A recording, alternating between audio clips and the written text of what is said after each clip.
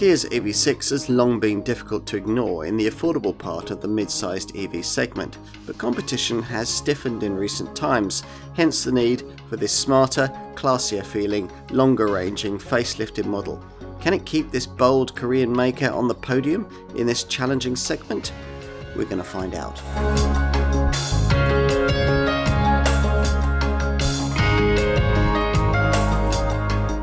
The EV6 has brought Kia to another level as an EV maker. Here we're going to look at the updated version. Prior to the 2021 arrival of this EV6, Korean maker Kia's offerings have been worthy, sensible, good value and, whisper it, rather dull. But that changed with this car's introduction. The idea here was to reinterpret full electric technology for the affordable part of the mid-sized market in a sporty, desirable fashion and create a really appealing Korean alternative to established style-conscious segment choices like the Polestar 2 or Tesla Model 3. That was quite a challenging brief for a manufacturer just evolving from budget brand status, but Kia went about it with enthusiasm.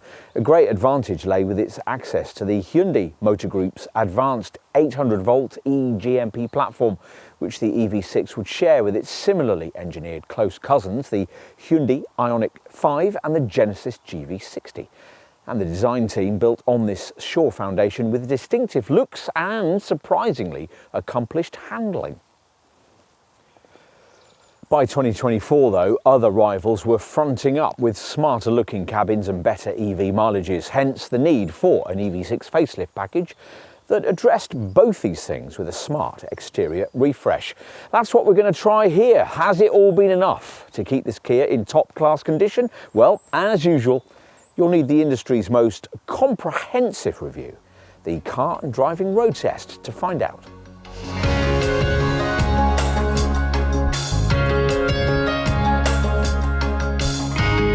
Very little's changed about the way this improved EV6 drives, though not too much needed to. Perhaps the biggest difference with this facelifted car is one Kia doesn't want to talk about, a largely unexplained 80 kilogram weight increase.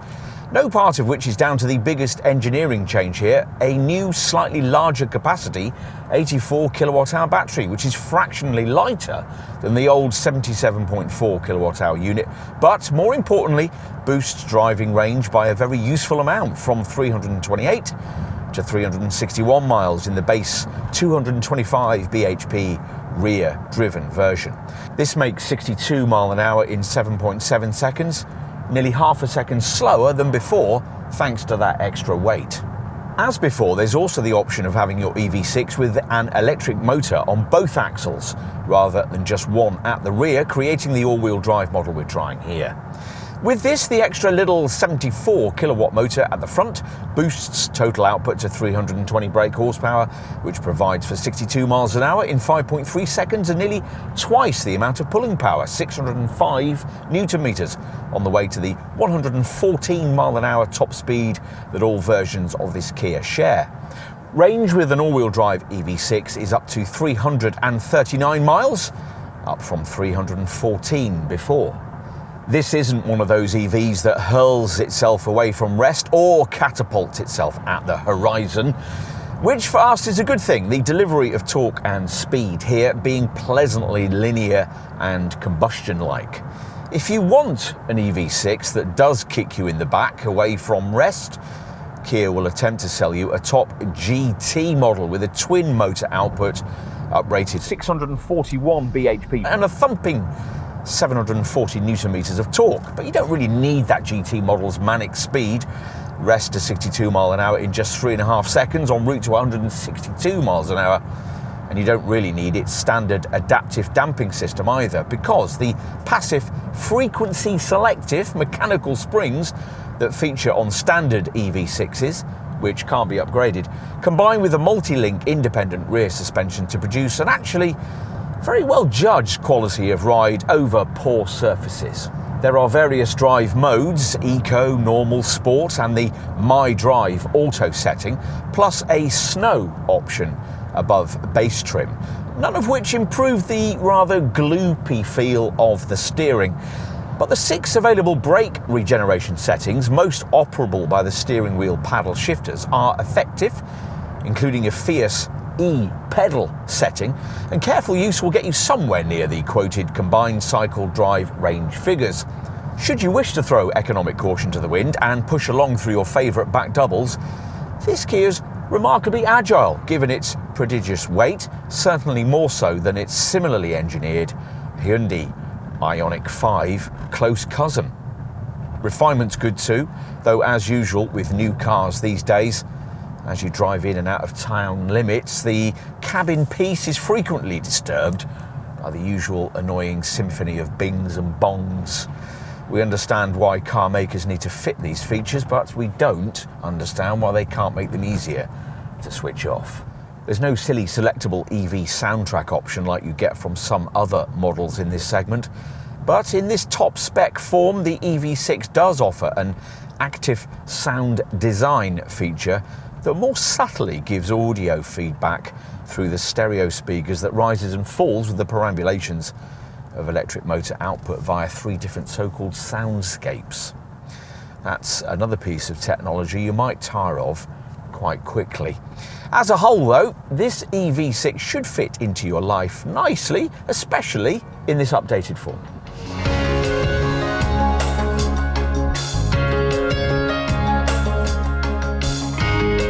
If you happen to be familiar with the original version of this EV6, then you'll probably notice the changes made to the distinctive opposites united styling of this updated model. The main changes lie here at the front, where Kia's Tiger face has been reinterpreted for the digital era. The smarter adaptive headlights are now surrounded by sleeker daytime running lights that feature the eye-catching star map signature lighting we first saw on the larger EV9, part of a nose made more aggressive by expanded front grills. From the side, not much has changed about the wedge-shaped look with its swept-back windscreen and bold rear haunches, except the design of the 19-inch, or as in this case, 20-inch wheels. As previously, they're pushed right to each corner, emphasising the curiously short nose and the long rear overhang. In between, there are flush-fitting door handles and a character line that runs along the bottom of the doors, curving upwards towards the rear wheel arches, visually elongating the profile of the car. Kia says it's now made the B-pillars thicker, strengthening the body for extra crash safety. And as before, there's a sloping C-pillar with an integrated black glossy insert, which gives the effect of widening the window glass. You'd have to be a real EV6 expert to notice the changes made to the rear. If you're not, we'll tell you that this lower contrasting gloss black panel is now split into 3 distinct segments, all with sharper edges. The original EV6 reintroduced for the modern era the stylistic concept of this cam-style tail, originally pioneered by old 60s sports cars like the Aston Martin DB6, and in the current day now copied by cars like the Alfa Romeo Junior. Above this sits a prominent wing-type roof spoiler that channels air downwards towards a raised lower spoiler, which sits atop the car's unique rear light cluster. As before, it all sits on the same all-electric eGMP platform that underpins not only this car and its Hyundai Ioniq 5 and Genesis GV60 cousins. The improved 84 kilowatt-hour battery that sits upon it in this facelifted model is a kilo lighter than the old unit, so it's surprising to find the car as a whole 80 kilograms heavier than before, which means 2,165 kilograms in this all-wheel drive variant, down to chassis and suspension changes apparently. Time to take a look inside. These flush-fitting handles springing out to greet you as you approach in this top-spec model. Will these subtle changes outside be mirrored inside?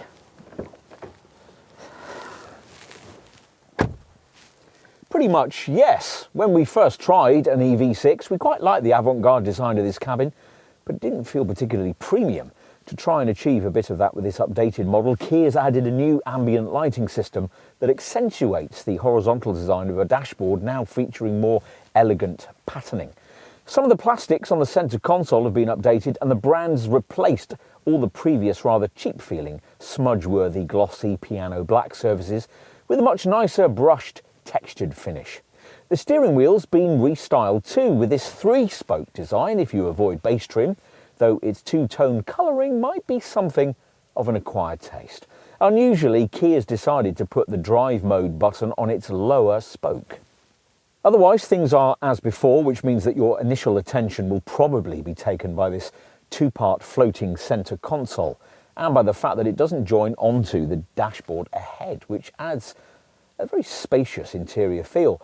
This dashboard doesn't need the usual lower centre stack because it doesn't have to accommodate separate climate control buttons.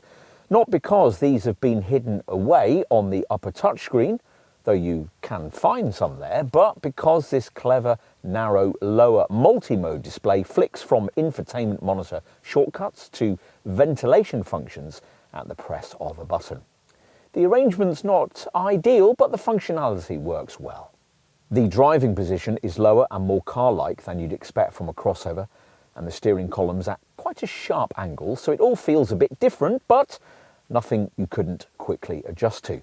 And you sit on very comfortable vegan leather trim seats, which above base trim are of Kia's relaxation sort, able to recline almost all the way back. They're clad in modern, visually interesting and robust fabrics created using recycled plastics, equivalent to 111 plastic water bottles. This 2-part floating centre console can't slide back and forth, as the universal island centre console between the seats does in an Ioniq 5.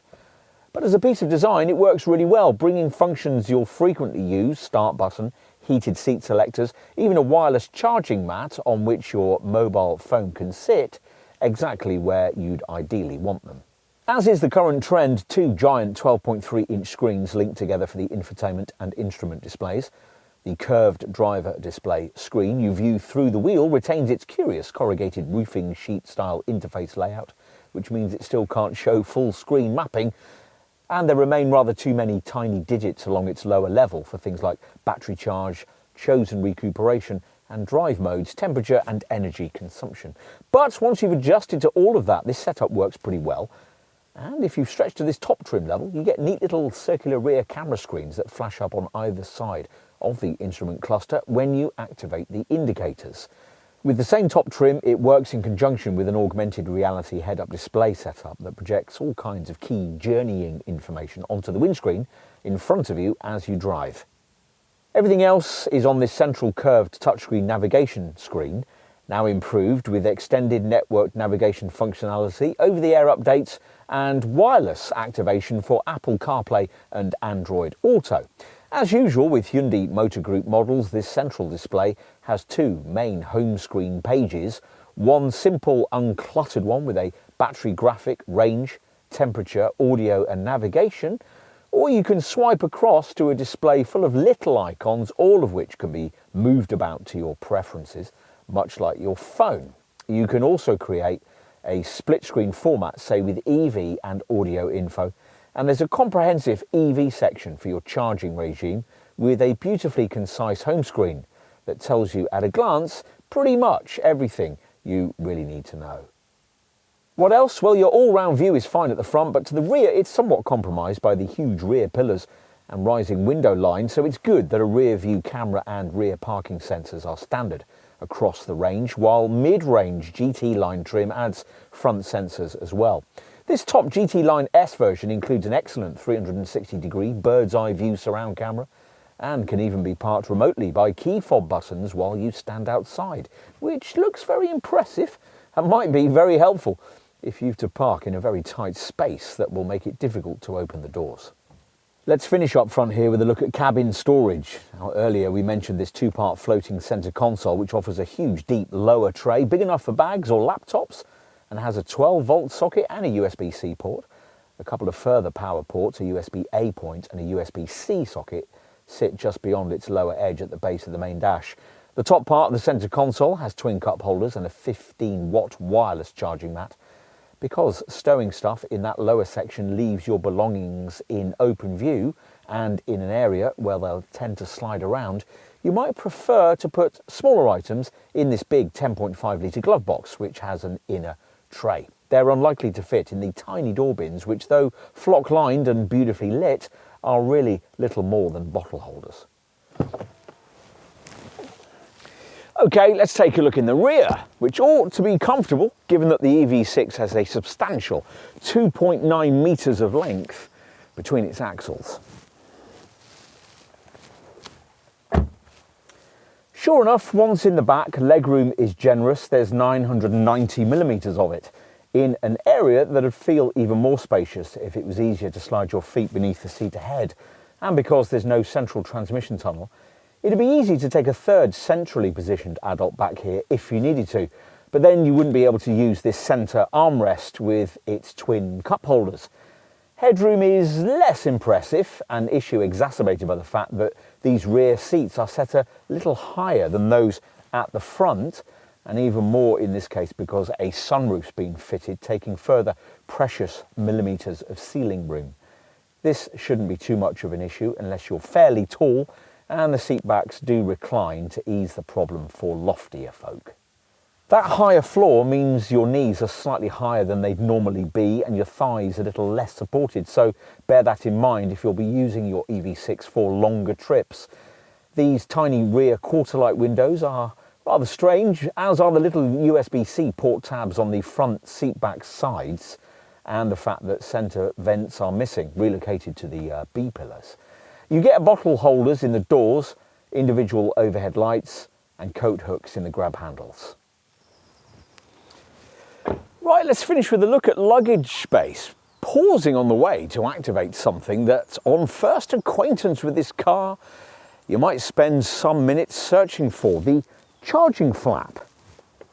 It's been cleverly hidden here in the right-hand rear panel and incorporates a useful charge level indicator, though the flap itself turns out to be a little flimsy.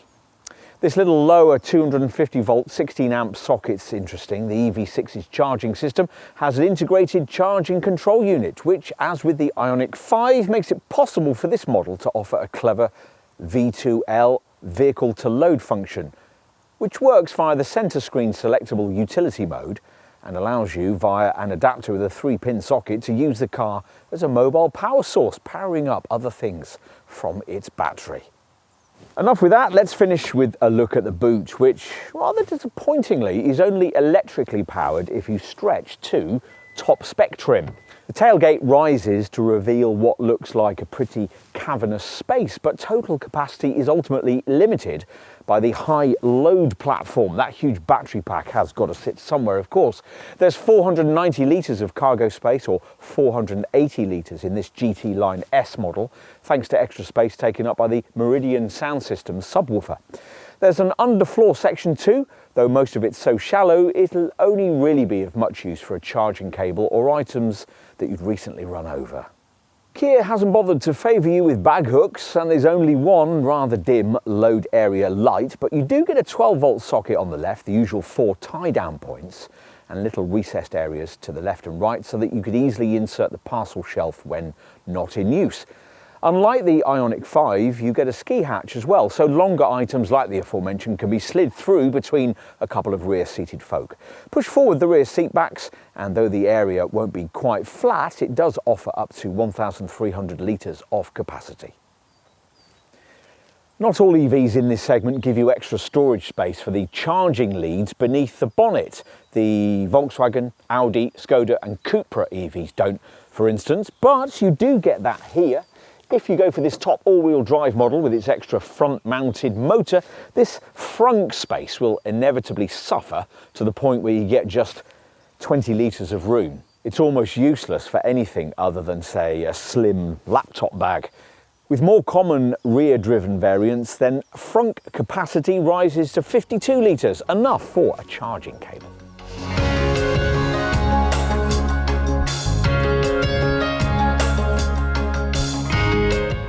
As before, all EV6 models feature the same battery, now 84 kilowatt hours in size, and there's a choice of Air, GT Line, or as in this case, GT Line S trim levels.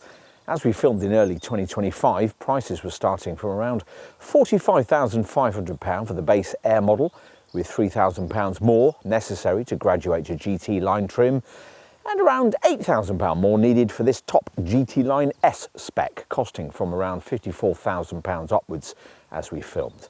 Avoid base trim and your dealer will offer you the opportunity of spending £3,500 more to get the all-wheel drive drivetrain that we've been trying here. As before, the wild 641 bhp flagship EV6 GT, which Kia positions as a separate model and which we've covered in a separate film, continues at the very top of the range, but you'll need a £65,000 budget for one of those. Our focus here, though, is on mainstream EV6s. If you're seeking alternatives to this Kia, you will probably already know that there's a vast amount of comparably priced choice in this car's mid-sized crossover EV segment. If you're shopping in this class and making comparisons, the most obvious rival to look at is the Hyundai Ioniq 5 model, also recently updated, which shares most of this Kia's EV engineering. Unlike this EV6, that Ioniq 5 comes with a smaller battery option, as well as the 84 kilowatt-hour unit. It also has a cheaper 63 kilowatt-hour battery available that Kia chooses not to offer here. Compare like with like though, i.e. 84 kilowatt-hour EV6 against 84 kilowatt-hour Ioniq 5, and there's really not much in it price-wise between the two cars. Your other segment choices around this price point are, as we said, many, with Tesla's lately updated Model 3 and Model Y cars leading the way when it comes to sales. In the chasing pack, you'll find Polestar's 2, Toyota's BZ4X, Renault's Scenic E-Tech Electric, Nissan's Ariya, Volvo's EX40, Volkswagen's ID4, Skoda's Enyaq, Ford's Capri and Explorer models, the Cupra Tavascan and Subaru's Solterra, possibly also the Vauxhall Grandland Electric and Peugeot's E3008 and E408. Plus, there are emerging brand contenders like the BYD Sea Lion 7, the Xpeng G6, the Leapmotor C10, the KGM Torres EVX, the Skywell BE11 and the JSU 7. If you want something slightly more premium, which means of course that it'll also be slightly more expensive, there's BMW's i4, Mercedes EQA and EQB, Audi's Q4 and Q6 e-tron models, the Genesis GV60 and the Lexus UX300E and RZ. Despite all of those many options, we could understand it if, given the avant-garde nature of this car, you concluded that there's simply nothing quite like an EV6. If that's the case, then you're going to need to know just how generous Kia's been with standard specs. So let's take a look at that now. Even base Air spec comes with quite a lot. You get 19-inch alloy wheels, full LED headlights, keyless smart entry, power folding door mirrors, LED rear combination lights, auto headlamps and wipers, rear parking sensors, a rear spoiler, and an anti-theft alarm. Plus, all EV6 models come with a Type 2 to Type 2 charger with a 5-metre cable, as well as a Type 2 to domestic 3-pin socket charger. Inside, with an Air spec EV6, you get front seats trimmed in cloth and black vegan leather upholstery, with front heating and powered lumbar adjustment for the driver, plus dual automatic air conditioning, ambient lighting, a rear view camera, an auto dimming rear view mirror, a heated steering wheel, a rear seat ski hatch and the V2L vehicle to load system that allows you to charge auxiliary devices from the car's charging socket. Driving stuff includes a drive mode select system with eco, normal and sport settings, plus navigation-based smart cruise control and paddle shifters for the brake regeneration system. Media and infotainment across the range is covered off by a dual 12.3-inch driver display and touchscreen navigation system with voice control, wireless Android Auto and Apple CarPlay smartphone projection and a 6-speaker DAB audio system. Plus, via the centre screen, you also get 7 years of access to Kia Connect in-car services, a world of live data. This includes real-time traffic information, notifications of speed camera locations and accident danger zones, weather updates and points of interest info along your route. Kia Connect can also help you find parking spaces and direct you to charging stations. Kia Connect also works via a smartphone app. All EV6 models come with Kia Connect mobile application services. These allow you from your phone to check your car's location and get an overview of the vehicle's status, things like charge level or whether any of the doors have been left unlocked. Via your phone, Kia Connect will warn you if your EV6's alarm is triggered, and a valet mode allows you to track your car's location and speed if you lend it out, say to a valet parker or to your grown-up children. So all that comes with base spec, but most EV6 customers will want to move past Air specification for this car, if only to get a choice of drivetrains. The most popular trim option is likely to be mid-range GT line spec, the car in this form upgraded with a more muscular GT line exterior styling pack, plus rear privacy glass, a UV windscreen, front parking sensors and a black finish for the 19-inch alloy wheels. Drive stuff includes an extra snow terrain driving mode plus dual LED headlights with an adaptive driving beam. Inside with GT line spec, the front seats gain a relaxation design with two-tone black and white, vegan leather and suede upholstery, plus power adjustment and memory functionality on the driver's side. The cabin also gains a 3-spoke GT steering wheel, alloy pedals, deluxe door scuff plates and a wireless mobile phone charger. If you want more, then the final mainstream choice lies with the top GT Line S level of trim we're trying today. Here at the top of the range, EV6 variants feature larger 20-inch alloy wheels, automatic door handles, a sunroof with tilting and sliding functionality, and a smart remote powered tailgate. Inside with GT Line S trim, you get a Meridian premium sound system with 14 speakers, front ventilated seats, rear heated seats, and Kia's ASD active sound design system, which pipes a powertrain note through the speakers. In addition, there's an augmented reality head-up display, a 360-degree around view camera system, powered steering column adjustment, a digital key, fingerprint recognition, and the V2L vehicle-to-load system comes with an adapter. Plus, there's the latest version of Kia's clever remote smart park assist system that allows you to stand outside your EV6 and park it into tight spots using the key fob. As for options and accessories, well, there aren't too many. You can specify a detachable tow bar. This car can actually tow up to 1.6 tonnes. And you might want to add protective liners for the boot area and for the nose section's front compartment. Plus you can have a boot area mat and a bumper flap to protect the bumper from scratches when you're loading. If you want to personalise the look of your EV6, there are brushed aluminium door mirror trims, body decals and a tailgate trim line. For the cabin you can add LED footwell illumination, LED puddle lights and velour carpet mats. Bear in mind before you splash out on any of this stuff that you may well be expected to pay more for your chosen EV6 paint colour. The only standard shade is this test car's solid runway red. Kia also charges you more for a heat pump, a feature that some rivals in this segment do include as standard. This maintains battery performance in very cold conditions, costs £950 more, and is only available if you avoid entry-level trim. Enough with equipment and options, let's finish with a look at safety provision. As you'd expect, there's a decent package of camera safety kit, starting with the usual autonomous braking system. Kia's being called Forward Collision Avoidance Assist, a setup that detects pedestrians, cyclists and other vehicles in close proximity. The brand has developed this further with a forward collision avoidance assist junction turning feature that anticipates oncoming traffic you might be about to turn out in front of at junctions. There's also an LKA or lane keep assist feature which applies subtle steering lock if you drift out of lane or drift too close to the edge of the roadway, and a lane follow assist setup that keeps you a safe distance behind the vehicle ahead, combining with a highway driving assist feature to automatically adjust the car's speed to suit surrounding traffic. There's much more too. Driver attention warning constantly monitors your driving reactions for drowsiness. Multi-collision brake assist brakes the car after an impact so that it's less likely to go on and hit something else. There's rear occupant alert prompting you if someone's been left on the back seat when you power off.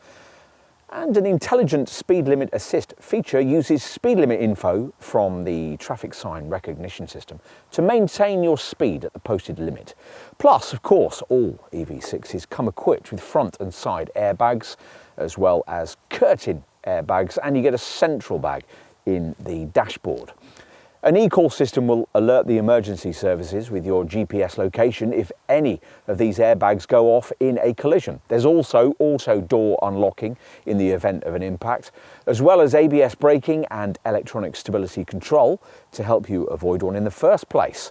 Plus, you get hill start assist to stop you from drifting backwards on uphill junctions, a tyre pressure warning system, and Isofix child seat top tethers and anchor fixings for the outer rear seats. You get more safety kit the further up the range you go. Avoid entry-level trim, and your EV6 will also come with Kia's PCA reverse parking collision avoidance assist system, which will alert you if you're about to reverse into something or indeed someone. Plus, you get the brand's useful safe exit assist system, which alerts occupants if they're about to open their doors in the face of an oncoming cyclist or vehicle. There's also an intelligent front lighting system, which automatically dips your headlights for you at night. And a clever blind spot view monitor system uses little side cameras that spring images up onto the instrument screen, alerting you if there's a vehicle in your blind spot when moving off or pulling out to overtake. At the top of the range with this GT Line S level of trim, the EV6 gets a touch of autonomous drive tech. Kia's Highway Driving Assist 2.0 setup that uses radars around the bodywork to adjust the distance to vehicles ahead and center the car in its lane. On the highway, it'll even allow your EV6 to overtake autonomously, a click of the indicator stalk moving it into an adjacent lane. All you have to do for all these functions to work is to keep your hands firmly on the wheel.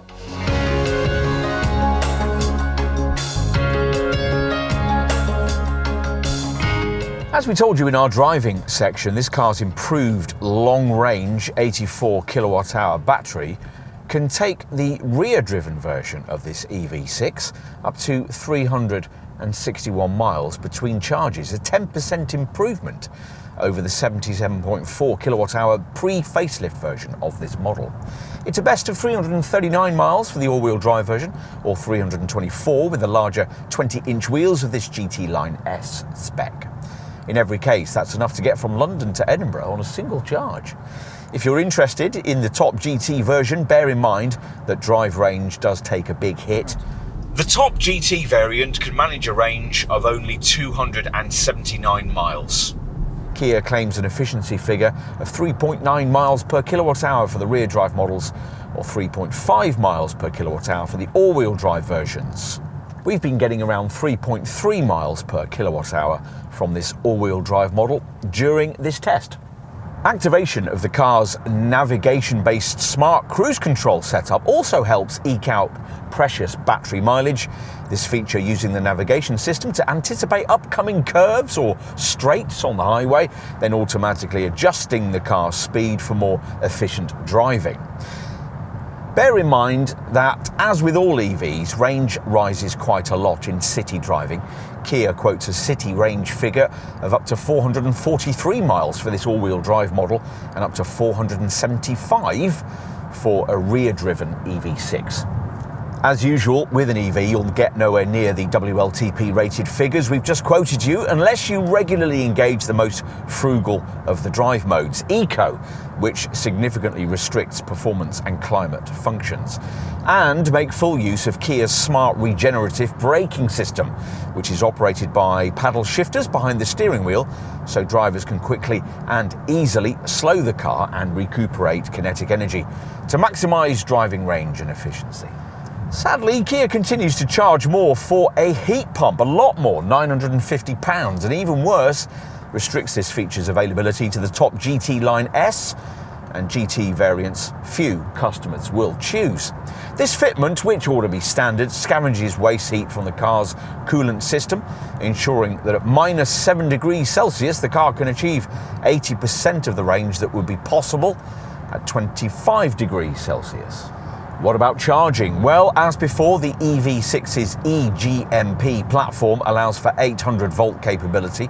So, unlike most of its rivals, this car can power up using the new breed of super powerful, ultra-rapid DC chargers that are springing up around Europe, but remain rare in the UK. In this updated form, the EV6 now accepts a higher DC rapid charging level of up to 258 kilowatts. That's up from 239 before. If you're able to public charge in this fashion, your EV6 will be able to accept a 10 to 80% charge in just 18 minutes. To give you some perspective, most rivals need about half an hour to do the same thing. 62 miles of range can be added in only 4.5 minutes. With a lesser 50 kilowatt DC charger, a 10 to 80% charge would need 1 hour and 16 minutes. AC charging from home using a typical 7.4 kilowatt garage wall box needs 12.5 hours. It'd be 7 hours, 35 minutes if you could use a 3-phase 11 kilowatt AC charger. If you're travelling and can only find a domestic 12 amp socket, then you'll need to allow a yawning 34 hours and 40 minutes for a 10 to 100% charge. As you'd expect, the cabin central screen's EV menu can tell you where the nearest public charging station is, though it doesn't necessarily tell you what kind it is, even whether the station in question is publicly accessible. The screen's EV homepage can connect through to a useful map with a range bubble showing how far you can go on your car's current charge. And as you'd expect, there's also a screen that shows battery charge percentage and how far you can go with the climate system either on or off. In addition, there's an EV setting screen to set charger limits for either AC or DC chargers. The EV6 is also able to distribute charge to other vehicles at up to 3.6 kilowatts using its Type 2 socket as part of an incorporated vehicle to load V2L function. We're not quite sure why you'd ever want to do that, but it might conceivably be useful, according to Kia, to charge large appliances using the car's battery on an outdoor adventure. If you're converting to an electric vehicle from a previous combustion model, you'll obviously need to factor in the cost of an EV charger for your home and perhaps also your office. There's still complexity around the best charging hardware to choose and who's eligible for a government grant. And obviously, the cost can vary depending on the distance from your main meter to the charger and other factors. There's lots of advice out there, of course, to guide you. We consulted plugmein.com, who offer customers everything from choice of charger to installation and ongoing maintenance. They've advised us that even with increased energy prices, the cost of running an EV and charging it at home on a dedicated tariff is still only around half the cost of running your previous petrol or diesel car. What else? Well, as we filmed, the key UK tax incentives had just changed, with road tax being introduced for the first time, £10 for year one and £195 for year two, and the benefit in kind taxation rate rising from 2 to 3%. Insurance groupings range between 34E and 37E for the rear-driven version. It's 40E for this all-wheel drive model and 45A for the EV6 GT.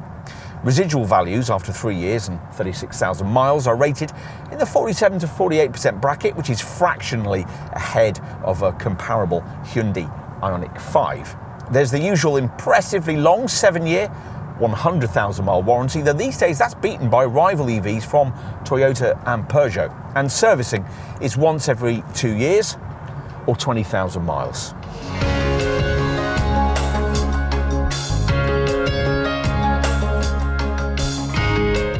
In its original form, this EV6 took the technology that had impressed us with smaller Kias and evolved it to a level appropriate for a customer looking for a faster, bigger, better quality kind of mid-sized EV. The result was the Korean brand's most accomplished car to date, and a model which today looks almost as appealing as it did at launch, thanks to this well-judged package of mid-term updates. True, it's not quite the standout contender it was back in 2021. This segment's evolved considerably since then, and you'll now find slightly faster, more efficient and more comfortable rivals that can match this Kia's quite accomplished handling repertoire.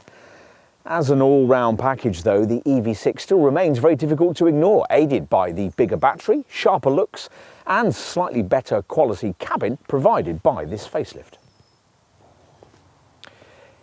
Even if you're about to sign for something in this class with a premium badge, we reckon the Kia is well worth a look. In terms of quality, style and technology, we think you'll be surprised at what you'll find.